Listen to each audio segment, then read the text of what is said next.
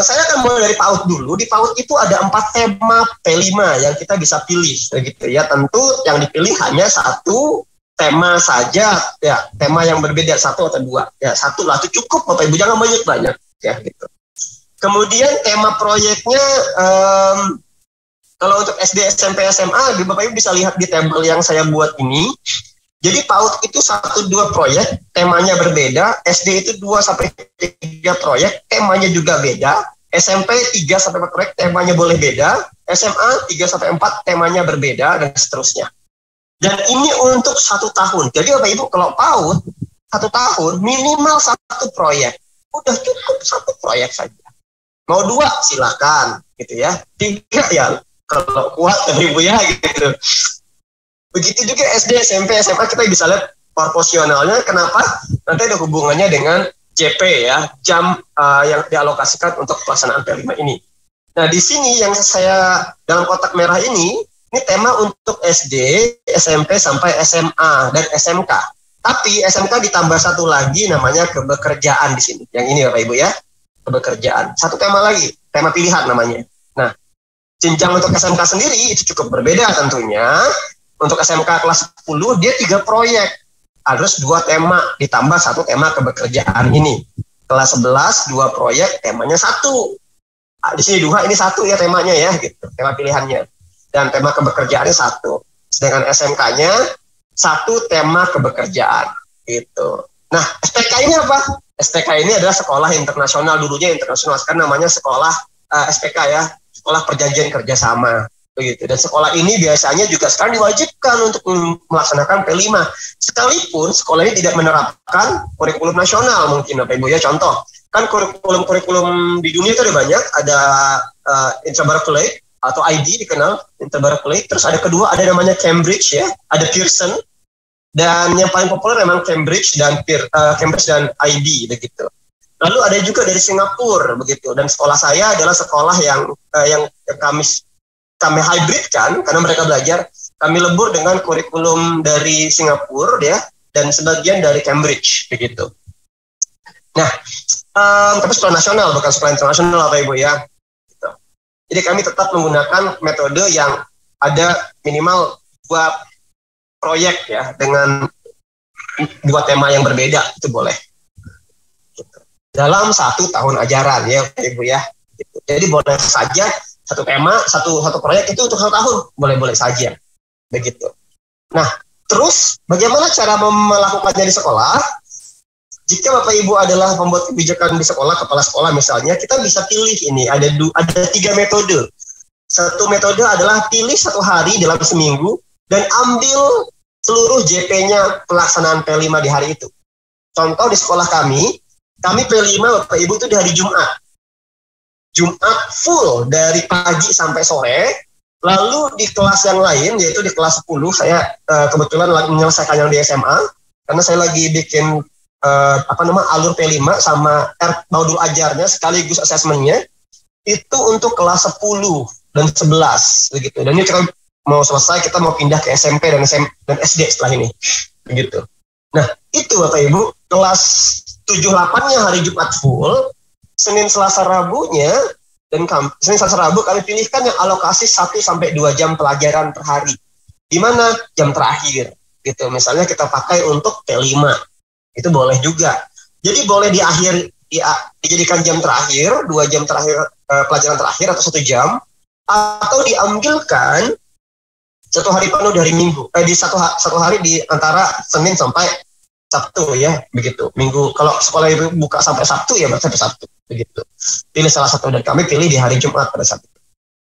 Nah, waktu melaksanakannya Bapak Ibu bisa juga dengan cara dipadatkan. Langsung 2 minggu break full tuh, atau 3 minggu break full.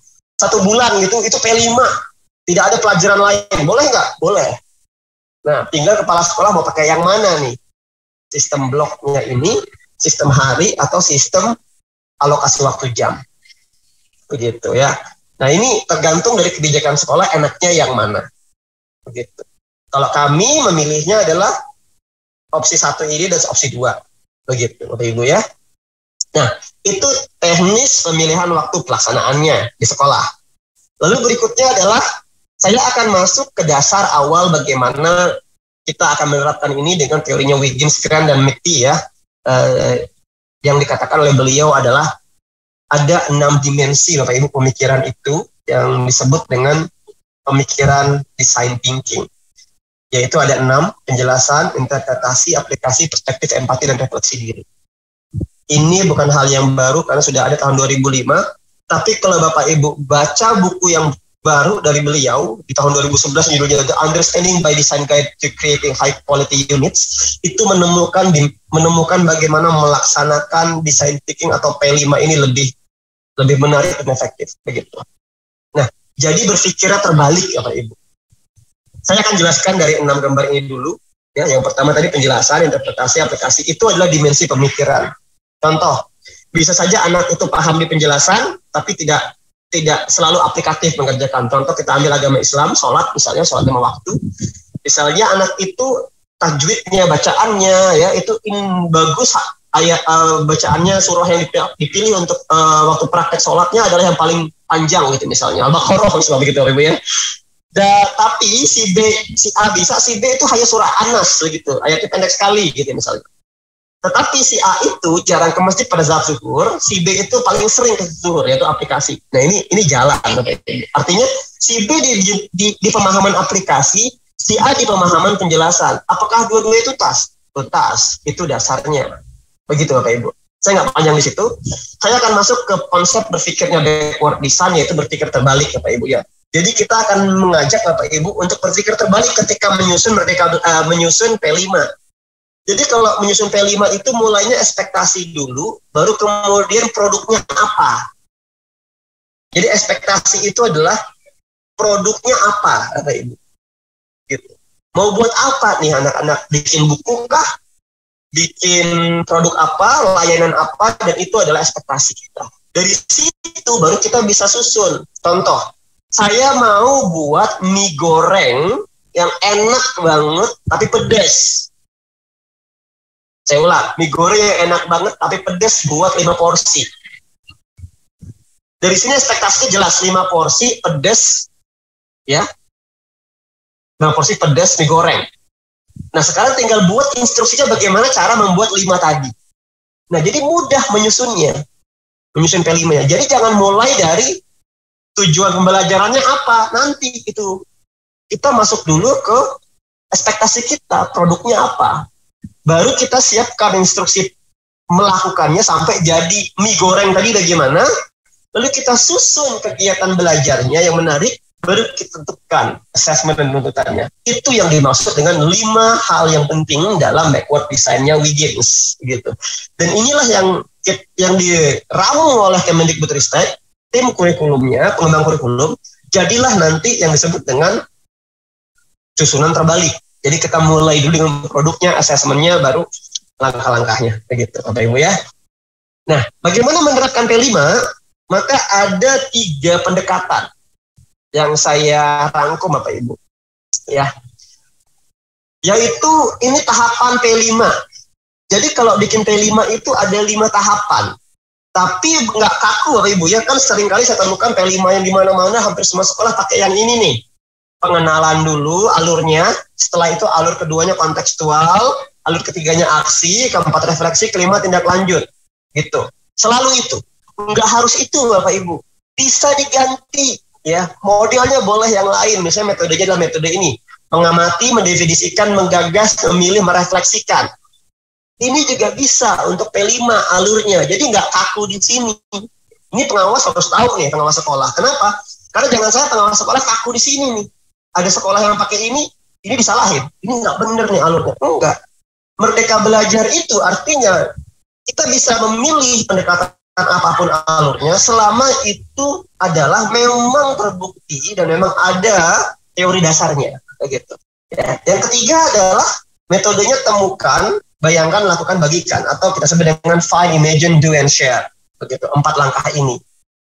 Lebih enak yang mana nih? 4 atau 5?